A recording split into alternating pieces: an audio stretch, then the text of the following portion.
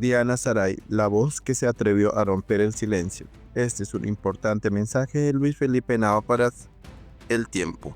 Vamos a empezar escuchando a Luis Felipe Henao, luego la lectura de la columna para El Tiempo y terminamos con la columna de Diana Saray Giraldo para semana.com titulada Cínicos. No se vaya, esto es MG Noticias.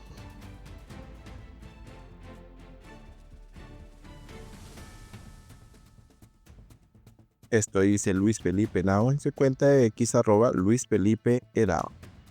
Los invito a leer mi columna en El Tiempo. Diana Saray, la voz que se atrevió a romper el silencio. En un país donde el miedo impone el silencio, ella se atrevió a hablar. En una Colombia donde la verdad incomoda y se persigue a quien la pronuncia, la periodista Diana Saray tuvo el coraje de amplificar el grito de una víctima. Escuchemos esta introducción. En Colombia, el periodismo valiente es un acto de resistencia. Diana Saray alzó la voz por las niñas que fueron víctimas de la violencia sexual en la guerra. Y por decir la verdad, fue atacada. Uno pasaba primero por el registro de ella y después uno mandaba con el comandante que decidiera con qué niña estaba esa noche.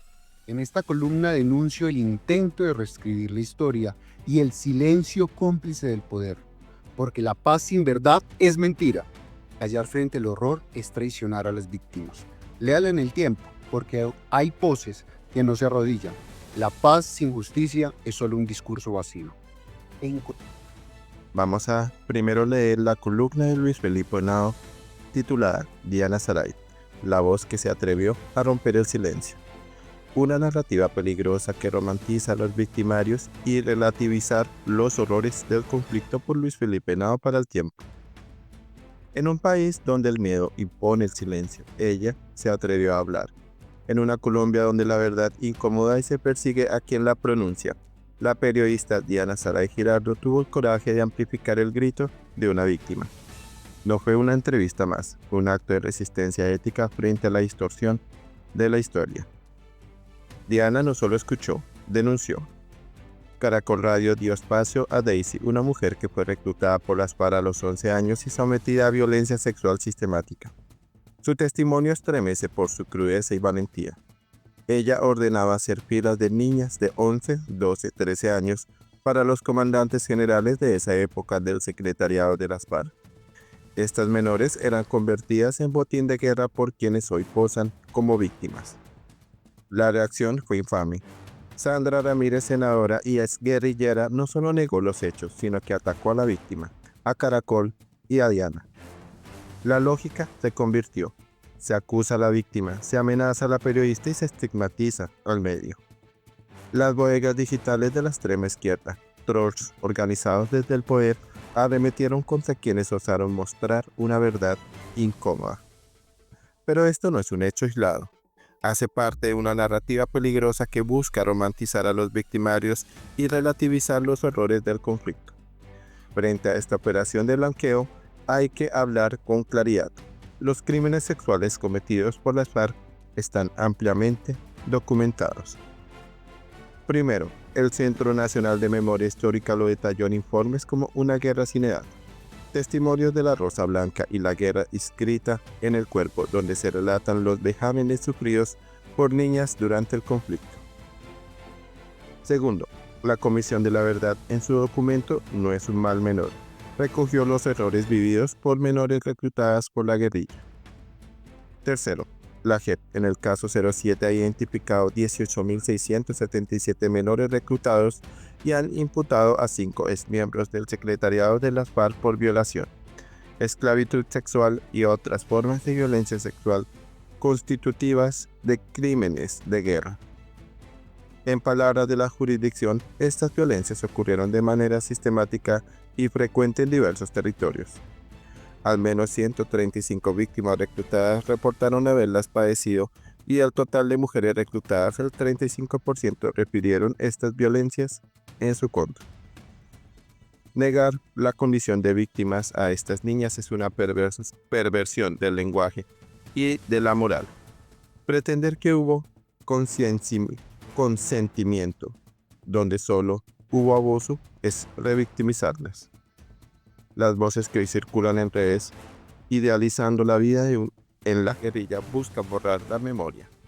Pero no lo lograrán porque existen periodistas como Diana que no se arrodillan ante el poder, que no sacrifican la verdad para congraciarse con el gobierno de turno. Colombia enfrenta una crisis moral tan profunda como estructural. Cuando se homenajea a criminales y se amenaza a quienes los denuncian, se revela el verdadero rostro de una sociedad en ruinas. Un gobierno que exalta a tiro fijo, a la primera línea y a la corrupción no puede ofrecer una ética pública sólida. La paz requiere verdad y la verdad necesita periodistas valientes. Diana Saray Girardot hoy es símbolo de lo que significa ejercer el periodismo en medio de la tormenta. Su voz nos recuerda que incluso entre el ruido de las bodegas y el cinismo de los poderosos, aún hay quienes se atreven a decir lo que muchos prefieren callar. Postdata. Aló presidente, la paz total fracasó. No hay otro nombre para lo que ocurre en el Cauca, el Catatumbo o el Chocó. Asesinatos diarios, desplazamientos masivos, reclutamiento forzado. Mientras usted dialoga con los victimarios, los territorios se desandan. La realidad superó el discurso. La paz no se decreta, se construye con justicia, presencia estatal y coherencia moral. Columna de Luis Felipe Nava para El Tiempo. Y vamos a terminar con la columna de Diana Saray Girardot para semana.com titulada Cínicos. Lejos de pedir perdón, los líderes de las extintas FARC pretenden reescribir una historia en la que ellos son las víctimas y no los victimarios.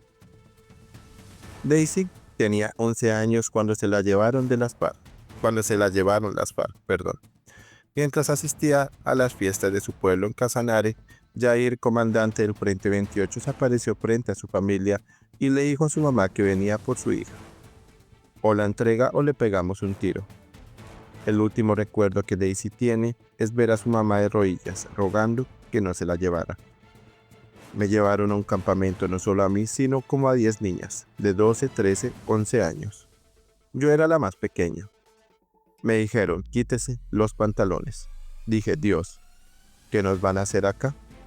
Mientras esperaba, a las otras les estaban haciendo el procedimiento. No entendía qué era. Una de ellas salió llorando. Le dije, ¿ya le hicieron? Me metieron algo en mi parte íntima. Me duele demasiado. Me tocó mi turno. Nunca se me va a olvidar que me dijeron, abra las piernas. Una de esas guerrilleras me metió como una espátula en mi útero. Ahora que entiendo, me metió una T de cobre. Cuando apenas era una niña y ni siquiera me había desarrollado. Salí con el dolor más grande del alma. Sentí que me desgarraba por dentro, cuenta Daisy. A los 15 días me abusaron. Ahí empezaron los abusos más horribles de mi vida. Me violaron cuando ni siquiera había sanado mi útero. Me desgarraron el alma. Junto a Daisy, decenas de niños y niñas fueron violados, sometidos a tratos crueles, esclavizados y llevados como carne de cañón a los combates por la espada. Estos niños eran asesinados en combate o bajo las mismas balas de la guerrilla por comerse un pedazo de panela. Daisy señala directamente a los exmiembros del secretariado de las FARC como cómplices de los abusos. Asegura que hoy congresistas como Sandra Ramírez o Griselda Lobo, como se llamaba, la ponían a ella y a otros niños a hacer fila para que los comandantes escogieran a cuál niña querían violar durante la noche. También señala Catatumbo. Ese es otro violador que se está ganando 50 millones en el Congreso. Ese señor me abusó, dice. En el mismo relato de Daisy lo repite Johanna. A ella la reclutaron muy pequeña, aunque no quiere decir la edad, solo que la violaron a los 11 años. La obligaron a abortar 2 veces. Relata que una de sus compañeras quedó embarazada y ocultó la gestación. Tenía cerca de 8 meses de embarazo cuando pidió permiso para tener al bebé. Se la arrolló a tiro fijo. Al lado estaba su mujer, Sandra Ramírez. Ya el niño estaba con todo, no le faltaba sino nacer. Pero entonces le dieron los medicamentos para abortar. El niño nació vivo pero murió como a las 2 horas, dice Johanna. Esta mujer vivió la tragedia de tener que cuidar a su propio padre, que trató de rescatarla de las FARC y fue secuestrada. ¿Quién va a estar preparado para ver a su papá amarrado con cadenas, atado a un árbol y que lo pongan a uno a custodiarlo? Eso me marcó mi vida. Su papá fue asesinado con una carga explosiva que lo voló en pedazos. La Justicia Especial para la Paz investiga los abusos de las FARC bajo el caso 007. Ha establecido que reclutaron 18.677 menores. Determinó 5 patrones: reclutamiento de menores de 15 años, malos tratos, torturas y homicidios en contra de niños, violencias reproductivas, violencias sexuales contra niños reclutados y violencias contra niños con orientación sexual o identidad de género diversas.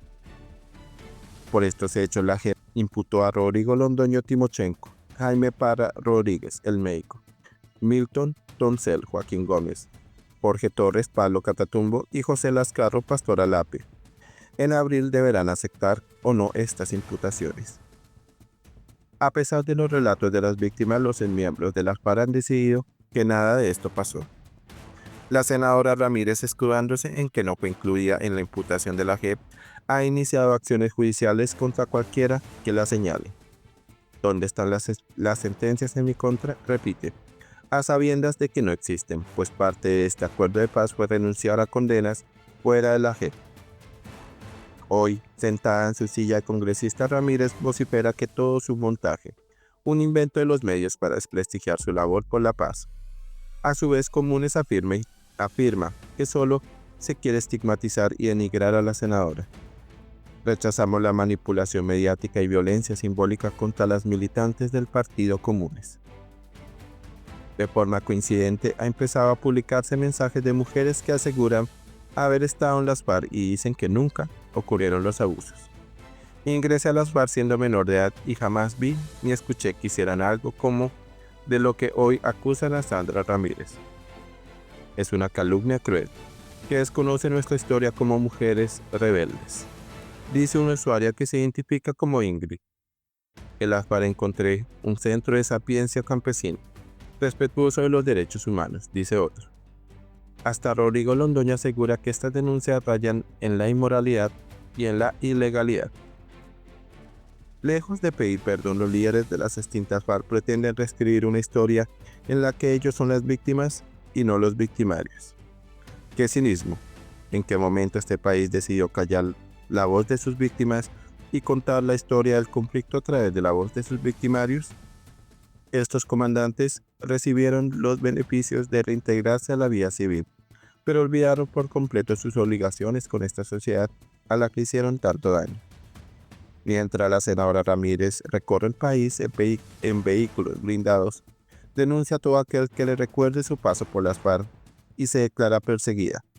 Los niños reclutados por las FARC, hoy adultos, viven con miedo, sobreviviendo a sus heridas del alma y, por supuesto, en la pobreza. Bueno, esto es algo cruel, pero es importante que todos lo conozcamos. Por favor, ayúdenme a compartir y dejen sus comentarios. Esto es MG Noticias. Por favor, suscríbete a MG Noticias si no te has suscrito. Activa la campanita para recibir las últimas notificaciones. Comparte con amigos y familiares. Sus colaboraciones son muy importantes para seguir con nuestro proyecto, así que si quieres ayudarnos, lo puedes hacer por medio de un super thanks. Dale like si te gustó el contenido de este video.